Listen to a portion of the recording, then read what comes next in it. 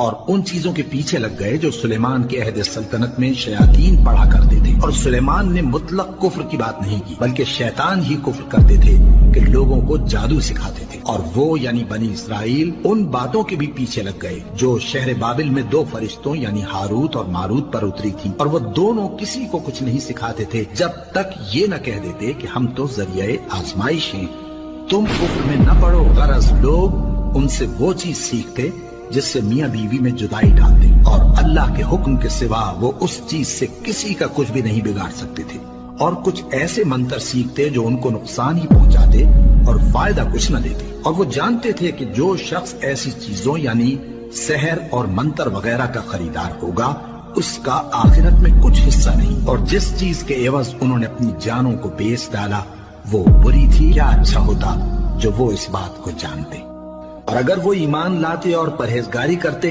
تو اللہ کے ہاں سے بہت اچھا صلہ ملتا۔ کیا اچھا ہوتا جو وہ اس سے واقف ہوتے۔